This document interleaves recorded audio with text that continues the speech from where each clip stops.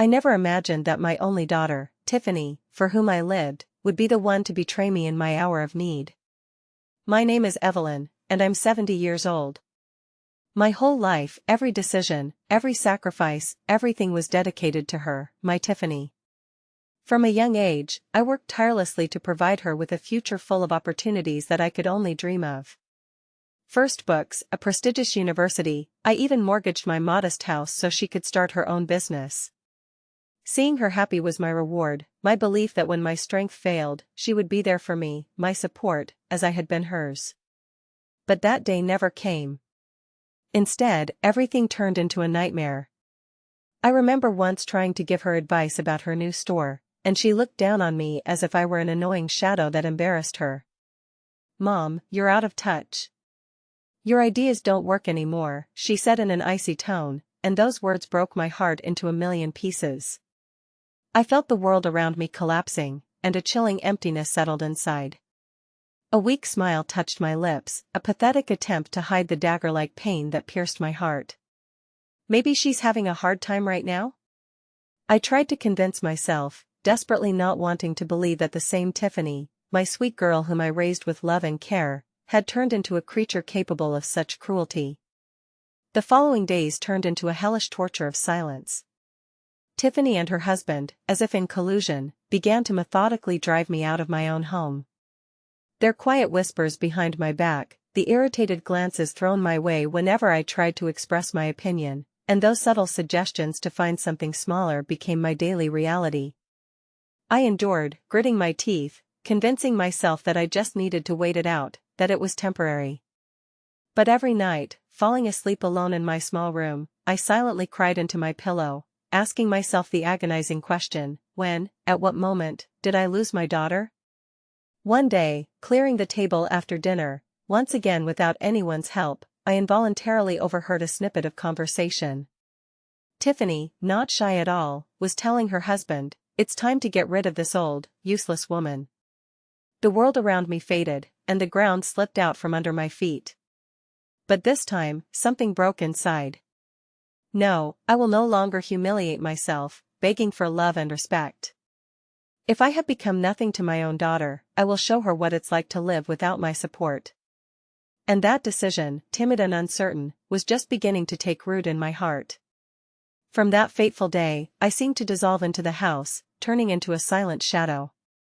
My eyes, like those of a hunted animal, followed every movement, caught every contemptuous glance, every whisper in which I was no longer included. Words escaped my lips only when absolutely necessary. My heart was breaking with pain, but my mind was already forging an escape plan. I wasn't going to humiliate myself by begging for love where I was considered a burden. Quietly, like a mouse, I began to gather the shards of the past, old photographs, a locket with an image of the Virgin Mary of Guadalupe, my shrine, and the small savings that I had been accumulating for years, foreseeing that one day I would have to start life anew. No more than 2 weeks had passed when Tiffany, with that sugary smile that was permanently glued to her face, invited me to a serious conversation. She sat me down in the living room, placing her husband next to her as if they were two judges ready to deliver the final verdict. "Mom, we've come to the conclusion that it would be best for everyone if you found another place to live," she sang in a fake voice. "You deserve personal space, but we need it too." And she said it as if she genuinely cared about my well-being. I felt the tip of an invisible dagger piercing my chest, but I just silently nodded, not wanting to give them the spectacle of my downfall. They crave my departure? Well, they'll get it, but not the way they imagine. That same night, when the house was filled with sleepy silence, I sat on the edge of the bed, a plan brewing in my head. I won't let myself be thrown out like unwanted junk, and I certainly won't give them a reason to think that their actions will go unpunished. The world is cruel to a 70-year-old woman with practically no means of subsistence, but I have something they don't: experience, dignity, and a sense of self-worth that awakens after decades of oblivion. And I'm ready to use it to get my life back, even if I have to start from the very bottom. With the first rays of the sun, while the house was still asleep, I packed my things into an old suitcase and silently left, leaving behind not only 4 walls, but also the last traces of the submissive mother I once was. As I crossed the threshold, I couldn't imagine what abyss of discoveries awaited me ahead, what pain and repentance would once again knock on Tiffany's door. Walking out into the street with a suitcase and a heart torn to shreds felt like the collapse of an entire world. I wandered along the sidewalk like a lost shadow, not knowing where to go but driven by an unquenchable desire not to look back. No grand plans, just meager savings clutched in my purse and a stubborn will to start a new life. Every step, every breath of icy air searing my lungs, screamed that for the first time in years, my life was mine alone. I found refuge in a modest boarding house, hidden in a quiet neighborhood, far from the noisy streets that Tiffany now considered her kingdom. A simple room, a wooden bed, a shaky table, a tiny window barely letting in light. But for me, it was a cage open to freedom. Here, no one would humiliate me, no one would cast a disdainful glance as if I were a burden. Yes, the night fear gripped my heart with icy fingers, but the realization that I was far from those who despised me filled me with a strength I didn't even know I possessed. The strength to live. The first few days were a nightmare. Imagine, a 70-year-old woman suddenly thrown into the abyss of loneliness. No familiar face in the morning, no gentle good morning, just silence, oppressive and all-encompassing. Each tear that ran down my cheeks in that wretched little room seemed to cement my determination to survive. I took any job I could find, babysitting neighborhood children, sewing custom orders, even making tamales to sell on the street. No labor seemed demeaning when it was sanctified by honesty and an unyielding spirit. And you know what? People started looking at me differently. Not as a useless old woman, but as a strong woman who hadn't broken. I remember one morning, as I was carrying my order of tamales to the local market, an elegant lady approached me. Her eyes were full of lively interest, her lips with a welcoming smile. "Do you know how to embroider by hand?" she asked. It turned out that her boutique needed a talented artisan for exclusive orders. At the time, I couldn't have imagined that this fleeting encounter would not only change my life but would become the first push in a whole chain of events that would shake Tiffany's well-ordered and untouchable world. Agreeing to this woman's offer was perhaps the most desperate leap of faith in my life. The next morning, full of hope and fear, I crossed the threshold of her boutique. The small, cozy space beckoned with display cases of polished dark wood, and the finest fabric sparkled under the soft light of the lamps like stardust. She greeted me with such a sincere, radiant smile that my heart warmed. She handed me a whole stack of delicate orders, exquisite hand embroidery on weightless linen dresses, intricate patterns on lace tablecloths, requiring jeweler's precision.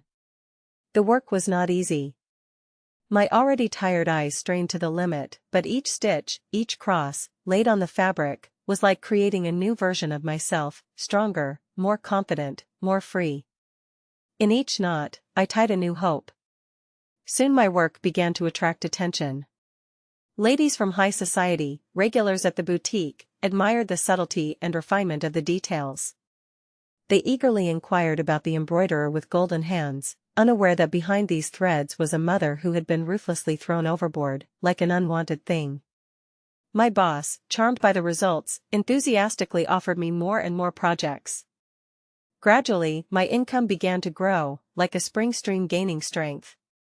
And so, having received my first major payment, I didn't hesitate for a second. I rented a small apartment for myself alone. Modest, but bright, with whitewashed walls and enough space to take a deep breath and start dreaming again after a long winter. The new living room was filled with the rich aroma of freshly brewed coffee, and a languid bolero poured from the old radio. For the first time in years, I felt true, independent peace. It was no longer riches that beckoned me, but a thirst for dignity. I sought to restore the fragile world that had been unceremoniously taken from me. Words my mother had said long ago in my childhood came back to me. "Evelyn, remember, no one will give you respect. You have to embroider it yourself, stitch by stitch, like fine lace." And now I understood. Every tear not shed before Tiffany, every decision made, all of it was a new stitch in my mantle of dignity. I silently rebuilt my life, unaware that the first cracks were beginning to appear in Tiffany's life. The business she was so proud of was faltering under the weight of debt. false friends, like rats from a sinking ship, were hastily abandoning her. And very soon, when she reached the depths of despair, she would grab the phone and dial my number, looking for a life-saving straw. But, to her great astonishment, there would no longer be a hand ready to pull her out. The first glimmer of hope from Tiffany sounded like an icy echo in a voice message.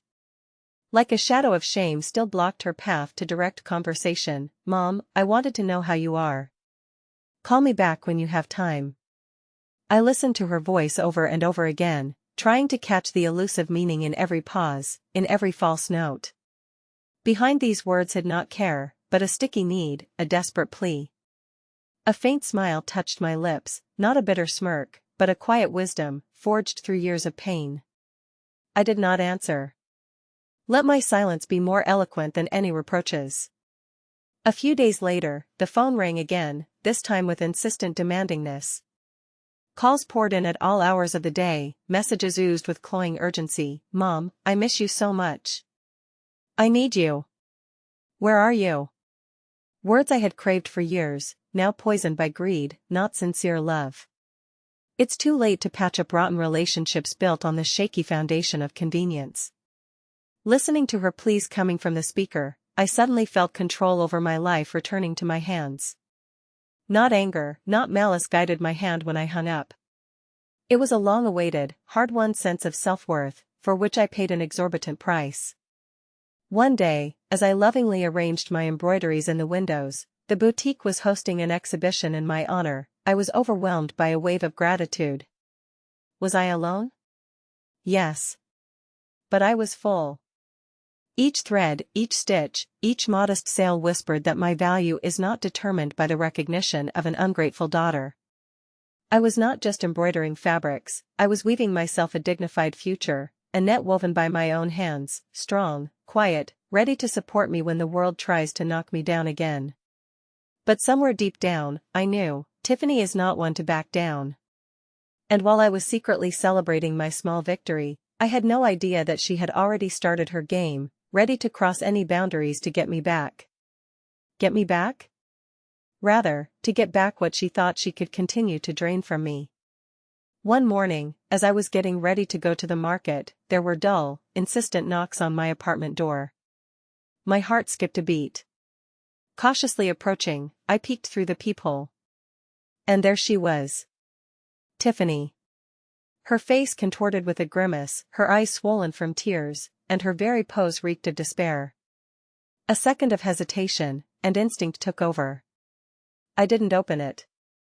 I froze behind the door, listening to the persistent knocking, turning into desperate pleas. Each blow echoed the pain I had experienced, and although my heart trembled, my hand remained motionless on the bolt. Minutes stretched, and the crying turned into venomous insults. "Are you really going to leave me here, Mom, after everything I've done for you?" Tiffany shouted, as if her contempt and rejection were the highest expression of love. I leaned against the wall, closed my eyes, letting the storm of her words beat against me, without penetrating inside. I will no longer allow the wounds inflicted by a stab in the back to bleed. I am no longer the woman who is content with emotional scraps. Now I know, true self-love is sometimes not opening the door. Silence slowly returned to the hallway. I cautiously looked out the window and saw Tiffany walking away, her head down. Her figure slumped under the burden of her own mistakes. My heart ached. My daughter, flesh of my flesh, part of my soul, a living continuation of my life. And at the same time, the one who ruthlessly called me a burden, threw me out the door like an unwanted thing. Seeing her in this state was agonizing, but I never doubted the correctness of my decision for a second. Sometimes, to protect yourself, you have to push away even the most loved ones. This is the most bitter, but sometimes the most necessary sacrifice. I didn't yet know that this was only the first chapter of her desperate play. Tiffany, blinded by her goal, was ready to go to any lengths. Next time she won't knock, she'll break in, break down my door, encroach not only on my home, but also on the fragile world that I had so painstakingly found. Days of deceptive calm followed. The storm seemed to have passed, leaving no trace. I returned to my usual routine, embroidering in silence by the window, enjoying my morning coffee, going to the market for fresh produce, trying not to think about what had happened. But deep down, I felt, this is just the calm before the storm. Something ominous hung in the air, a heavy premonition made me flinch and look back, as if expecting a stab in the back.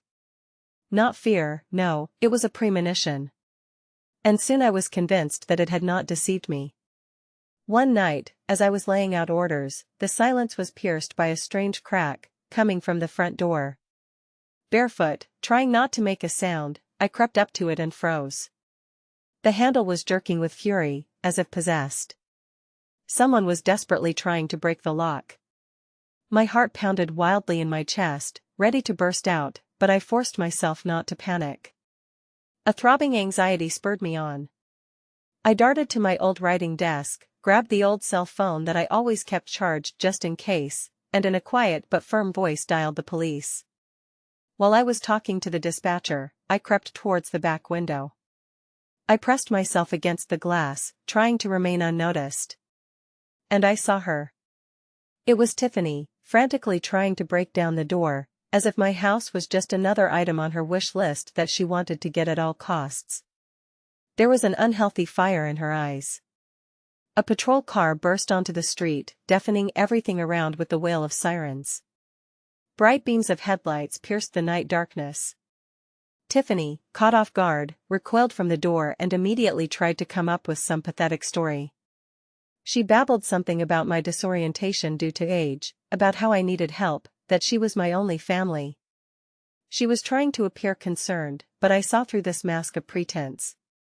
The officers, wasting no time, directly asked me if I wanted to press charges. My voice didn't waver when I replied, yes.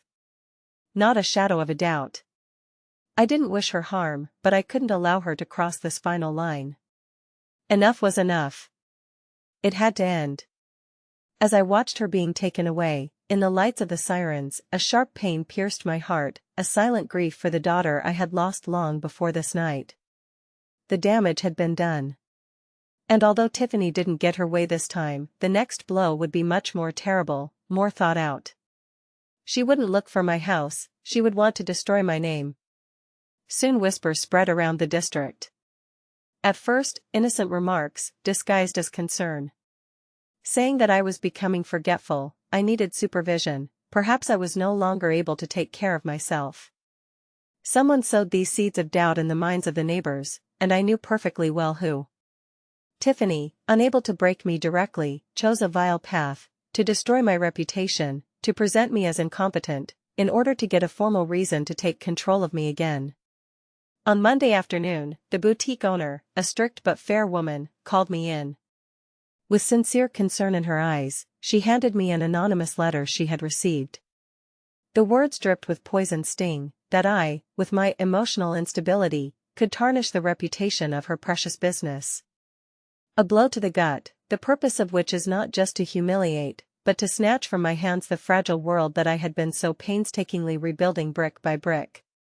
I took a deep breath, fighting the treacherous tears, ready to wash away the mask of composure, bought at the cost of incredible effort. I wouldn't let Tiffany destroy my new life, as she had trampled on the old one.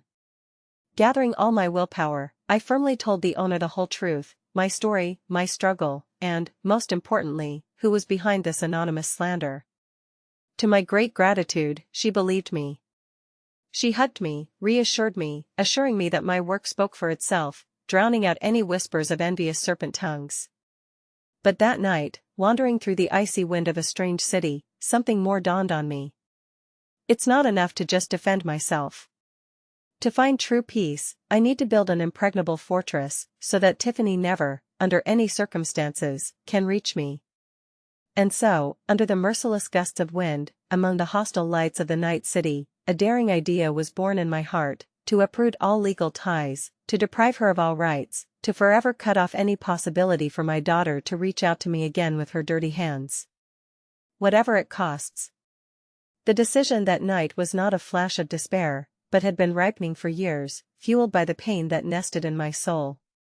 The next morning, I was already sitting opposite a family law attorney. Serious, taciturn, but his gaze showed sympathy. I told him everything, the contempt, the obsessive attempts to get me back, the dirty slander spreading around the district. He listened silently, only nodded, and then offered options that made my blood run cold, but at the same time a glimmer of hope appeared. Emancipation from Tiffany. Formal renunciation of maternal obligations. A complete break of all the threads with which she could manipulate. A long, complex procedure, but when I signed the first document, it was as if a weight had been lifted from my shoulders. From that moment on, Tiffany could no longer use me as a shield, demand support, control my life, or declare my incapacity. I stood before the law as a free woman, without daughters who could use blood ties as shackles. My heart was breaking, but it was necessary. It wasn't just a break, it was an act of self-love, a silent promise: I will never allow anyone to imprison me again. Meanwhile, things were getting worse for Tiffany. Former flatterers, those who praised her in times of prosperity, now scattered like rats from a sinking ship. Debts grew, turning into impregnable mountains, and the banks lost all patience. My silence, this impregnable wall between us, pushed her closer and closer to the abyss. This was whispered in the market, talked about by neighbors. Each piece of news pierced me with sharp pain, but I remained firm. I wasn't going to save the one who treated me like unwanted junk. In my despair, Tiffany was plotting the most insidious and desperate strike, one aimed not at my money or my home, but at destroying the fragile world of respect and dignity I had so painstakingly rebuilt. Weeks later, while preparing for the local fair and hanging my embroideries, I received a court summons that took my breath away. Tiffany was suing me for emotional abuse, demanding monthly support payments as if I were to blame for the collapse of her life. Rage and bitterness mingled within me as I read each word, written with legal detachment, reducing my history of love and sacrifice to dry figures. It wasn't just an attack on my wallet, but a cynical attempt to publicly humiliate me, to portray me as a heartless mother in front of the entire town. But I didn't break. Instead of running and hiding, I did the exact opposite. With the help of a lawyer, I prepared a powerful defense, backed by irrefutable evidence, bank transfers, tuition payment receipts, medical bills. Neighbors were willing to testify, confirming how I raised her alone, asking for nothing in return. I wanted to do more than just win this case. I wanted to prove that a mother should not become a perpetual hostage to ingratitude. My hands trembled, but my eyes burned with determination. No, I whispered, clutching the summons in my fist, I won't let her do this. Each signature on a document, each recovered detail of the past became another nail in the coffin that Tiffany was presumptuously building around me. The court hearing flashed by quickly, but for her, it was a complete disaster. The judge, overwhelmed by the mountain of evidence we presented, not only contemptuously dismissed her frivolous claim, but also showered her with criticism for abusing the judicial system. I saw her face contort, a mixture of shock, humiliation, and seething rage, as the judge read the verdict. But there was no elation or thirst for revenge in me, only a deep, piercing pity for this woman who was once my beloved girl, and who now writhed like a creature caught in her own web of ambition and bitter grievances. Her crushing defeat did not restore what had been stolen from me, but it was an important confirmation: I did the right thing by freeing myself from her clutches in time. However, the war was far from over. Tiffany, with scorched pride and a desperation that eclipsed all previous ones, began to seek new ways to hurt me, new loopholes to penetrate my life. And what she devised surpassed any betrayal I could have imagined. Just a few days passed after the trial when a phone call from the boutique pierced the silence like a thunderclap. My boss's voice trembled with tension. Someone had been prowling around the store, fishing for information about me, weaving dirty insinuations about my past, about my mental health. She didn't need to say the name. I knew. Tiffany, having suffered a crushing defeat in court, was now targeting the most sacred of places: my job, my reputation, my painstakingly built new life. I closed my eyes for a moment, allowing this icy news to seep into my heart. It was time to act. With the same calculated ruthlessness with which she struck, I wouldn't let her tarnish what I had paid so dearly for. That same evening, I contacted my lawyer. "Prepare a restraining order against Tiffany," I requested, feeling steel enter my voice. I needed to protect not only my home, but also to shield my workspace, my social life. No one would ever see me as a victim, defenseless and broken, again. Never. The hour had come when Evelyn, the same 70-year-old woman whom many considered frail, had to prove that she could fight for what was rightfully hers. Each signature on the documents sounded like a quiet but resolute challenge, a thrust against the oppressive shadow of her daughter. Meanwhile, the whispers in the area began to change. Those who had doubted her before now saw the truth, understanding who was truly the source of all the trouble. Evelyn's work flourished, her reputation grew, and even the boutique offered to hold a small celebration in honor of her triumphant return. She agreed, not out of vanity, but to make it clear, no one could break her again.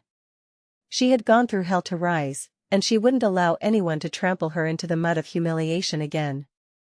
But just as she felt safe, an anonymous letter appeared in her mailbox.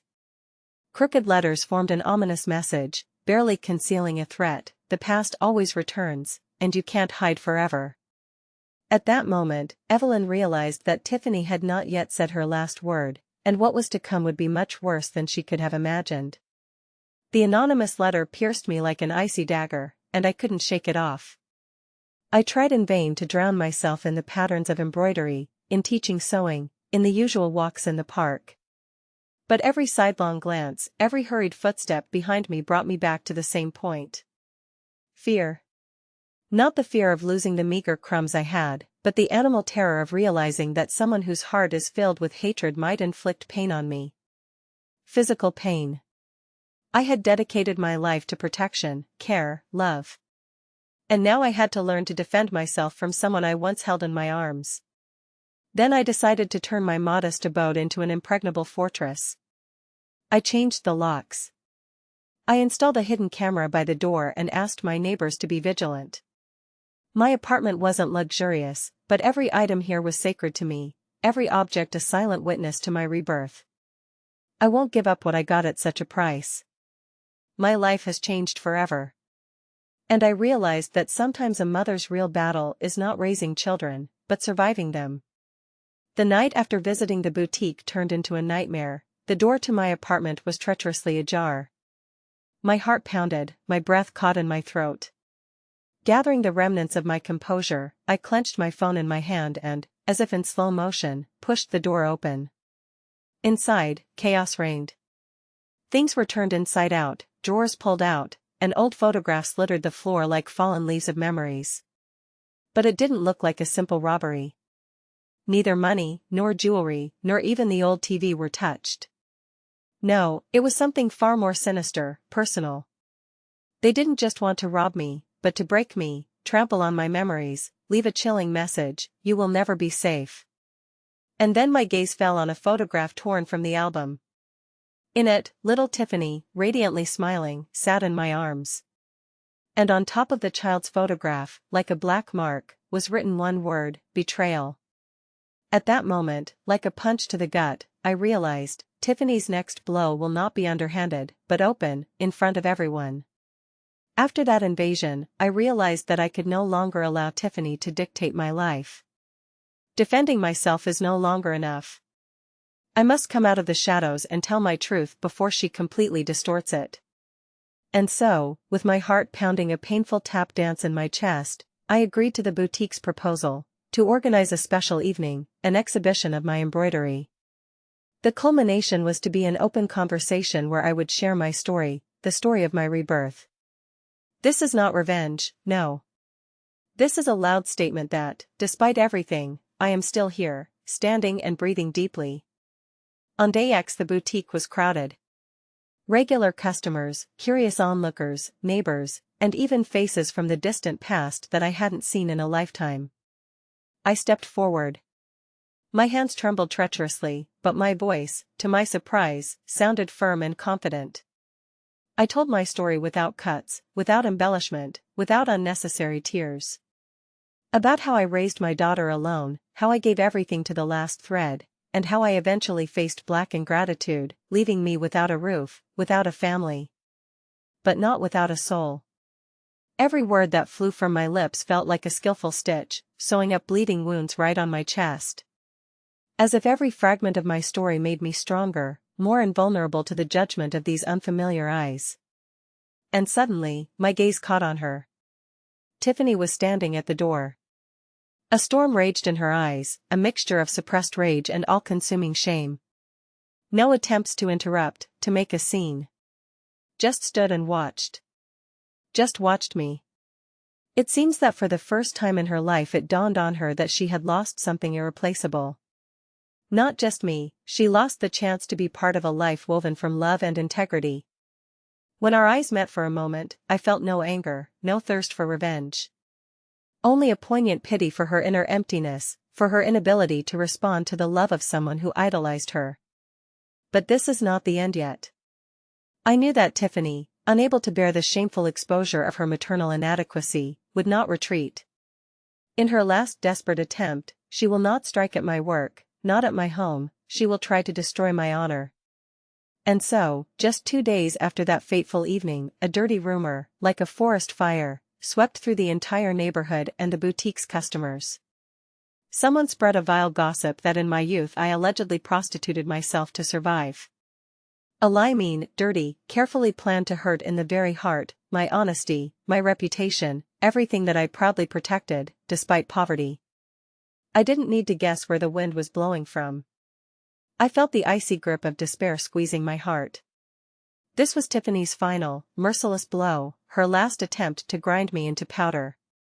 For a moment, I was overwhelmed by a wave of weakness. I wanted to run, hide, disappear from this world, just to avoid seeing the contemptuous glances. But common sense quickly prevailed over panic. No, I will not allow her to steal my life from me again. With my head held high, dressed in my best dress, the one I embroidered at night, putting my pain and hope into every stitch, I headed to work. Every step I took, firm and confident, returned a piece of myself that Tiffany had so desperately tried to destroy. At the boutique door, I was greeted by its owner, my faithful ally. Her tight embrace and words full of sincere support were forever etched in my memory. Only those who know the value of an honest woman are welcome here. The support from those around me grew with each passing hour. Even those customers whose support I hadn't counted on came to the store to defend me. They bought my embroidery, showered me with compliments, and filled the space around me with love and recognition. At that moment, I realized that Tiffany had not won. She only made me stronger. It was then that it dawned on me, the truth, like the prodigal son, always returns home. And no matter how much lies they try to sow around, true dignity, like a mighty oak, grows roots that no poison can break. But just when I began to believe that I had survived the most crushing blow, the phone rang in my apartment. A courier handed me a registered letter. The sender was Tiffany. Her handwriting, painfully familiar, and words full of pleading, froze the blood in my veins. She was asking for one last meeting, assuring me that she was terminally ill and didn't want to leave without begging for forgiveness. In that moment, I realized, my wounds had healed, but meeting her could tear off the scab, and the pain would gush out with renewed force. Tiffany's letter burned my hands like a brand. For hours I stared at it, trying to discern between the lines, was this a sincere plea or just another manipulation? In the end, I decided to go. Not for her sake, for my own. I wanted to close this chapter of my life with my head held high, so that I wouldn't be tormented by eternal doubts about things left unsaid. I dressed simply, but with dignity, like a warrior preparing for a battle where they don't intend to surrender. She chose a small, cozy cafe, hidden away from the bustling center, as the meeting place. When I walked in, the first thing that caught my eye was Tiffany, huddled in a corner. She looked gaunt, aged, and there were deep shadows under her eyes, as if she was exhaustingly fighting her own demons. Slowly, without a trace of anger, only with a quiet, heartbreaking sadness in my heart, I approached her. Meeting her eyes, I saw for a moment the little girl I once cradled in my arms, but it was immediately overshadowed by the shadow of the woman who had destroyed our shared history with her own hands. As soon as I sat down next to her, Tiffany burst into tears. Words of repentance, complaints about her illness, and an animal fear of loneliness poured out of her in a torrent. She begged for a second chance, for forgiveness that she seemed to have forgotten how to deserve. I listened to her in silence, allowing her to pour out her soul, overflowing with belated remorse. When she was exhausted, when there were no tears or excuses left, I took a deep breath and answered her with the calmness that comes to a person who has freed themselves from resentment. "I forgive you, Tiffany," I said evenly, "but there is no place for you in my life anymore."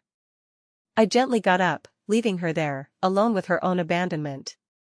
And inside me, a long-awaited sense of freedom spread. But as I headed for the door, I felt a chill of foreboding. Something about this dramatic meeting seemed false, unsaid. As if Tiffany, even at her lowest, had kept an ace up her sleeve that I was yet to see. That same evening, returning home, I immediately felt something was wrong. Not just the usual emptiness after a difficult conversation, something was pressing, hanging in the air. My apartment, at first glance, was in order, but on closer inspection, there were traces of an uninvited guest, a folder shifted, a curtain slightly pulled back, a chair not in its place. My heart pounded when I began to examine every corner. And there it was, a small envelope, hidden behind my important papers. Clearly touched, clearly studied. That evening, Tiffany didn't just come for forgiveness. She needed my documents, my bills, my life that I had so painstakingly rebuilt. Rage, icy and scorching, pierced me. It wasn't an old resentment, but something new, all-consuming. Not anger over another betrayal, but rather, a burning indignation bubbled up inside me. Even in her ostentatious repentance, Tiffany remained the same, a snake looking for a new loophole for manipulation, theft, and destruction. My hands trembled like autumn leaves in the wind as I went through my things again, desperately trying to make sure that nothing valuable was missing. Thank God, she didn't manage to steal anything material, but the very attempt was a painful prick, a reminder that her presence, even at a distance, poisons my life like a quiet, invisible venom. After a sleepless night, at dawn, when the first rays of the sun broke through the curtains, I made a decision that would once and for all determine my fate. Having mustered my courage, I called my lawyer, laid everything bare, and signed the application for a permanent restraining order without the right to appeal. I craved the protection of the law, wanted it permanently recorded. I, Evelyn, deserve the right to a peaceful life, away from the shadow of the one who was once my daughter. And let her shed crocodile tears later, beg for forgiveness, and inundate me with letters, my decision would remain unchanged. The door to my former life slammed shut forever. As I signed those fateful papers, clutching the pen until my knuckles turned white, I couldn't have imagined that the decisive blow would be struck not by Tiffany herself, but by something far more insidious, something that would shake my inner fortress to its very foundation. A week of relative calm after obtaining the restraining order intoxicated me with false hope. I walked the streets again with my head held high, smiled at passers-by, worked in the boutique without flinching at every rustle. The world, which had seemed so fragile, was regaining its colors. But one day, coming out of the market with full bags, I froze, as if struck by lightning. On the wall opposite, a crookedly glued poster stared me in the face. My photograph, taken in the early days of my embroidery hobby, was framed by monstrous words accusing me of deception and fraud. My heart plummeted into an abyss, leaving behind only an icy emptiness. It didn't take a prophet to understand who was behind this new wave of humiliation. Tiffany had found a workaround, a way to take revenge without formally violating the restraining order. She was methodically destroying my reputation, sowing seeds of doubt in the hearts of those who didn't really know me. That evening, I walked home with my head held high, although every step was difficult, as if I were wading through sticky shame and aching pain. Crossing the threshold, I slammed the door shut and, leaning against it, burst into tears. But these were not tears of sadness, it was bitter, all-consuming disappointment. I felt the poisonous waves she had left behind still splashing in my life. However, that night, deep within my soul, a fire ignited, so bright and strong that I had never known before. I was no longer going to hide in the shadows, no longer going to erase myself from the face of the earth to please the one who had caused me so much harm. If Tiffany decided to play dirty, I would respond with a weapon she couldn't handle, dignity. I conceived something more than just an exhibition. I was preparing a grand performance in the boutique, where I would tell my story in its entirety, without concealment, backing up every word with evidence, testimonies, and, of course, my works. I wasn't looking for pity. I craved the truth. I was going to prove to the whole world that a woman can be knocked down 100 times, but she will always rise, with a clean face and an unbroken soul. And so, I hung the last embroideries on the walls. My fingers, pricked by needles, deftly manipulated the colorful threads and scraps of fabric, into which so much patience and love had been invested. And at that moment, I felt as if nothing could hurt me anymore. Tiffany had fired her last arrow, and missed. And just when I naively believed that I had found invulnerability, fate struck an unexpected blow, a phone call that became the harbinger of a decision that would forever close this chapter of my life. The call pierced the silence of the cool morning as I, settled by the window, laid out my embroidery threads. The voice on the line belonged to the General Hospital. Tiffany had been urgently hospitalized, her condition was critical, her life hung by a thread. They were asking if I wished to come, as the only registered relative they could still notify. I froze, words stuck in my throat, the world around me seemed to stand still. This was not just a chance to save Tiffany, it was the last card in the game of my life. An opportunity not just to help her, but to forever heal the wound that she herself had kept bleeding for so many years. Having gathered my courage, I put on my coat with the same composure with which one goes not to battle with an enemy, but to meet one's past. At the hospital, I saw her. A fragile figure on a hospital bed, surrounded by the ominous flickering of equipment and the muffled whispers of medical personnel. She opened her eyes slightly, and, recognizing me, a lone tear rolled down her cheek. No loud words, no theatrical apologies, only silence. Silence, full of silent recognition of all that had been broken between us.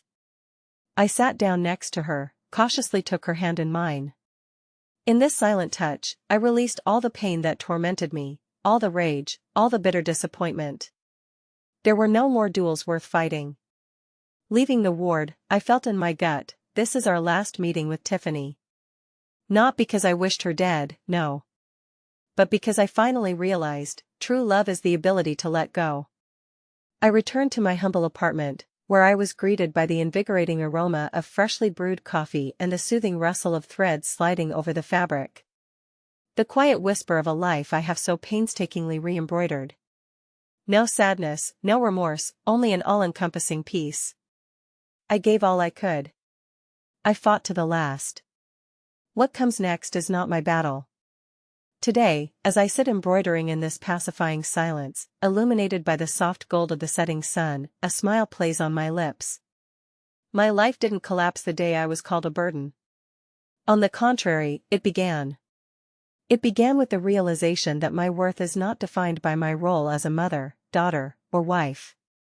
My worth is born from my own hands, from my silent but steadfast resistance, from every thread with which I stitch my wounded soul. And although my daughter is no longer with me, I know that she learned the most important lesson in her life. It is never too late to find fidelity. Above all, fidelity to one's own self.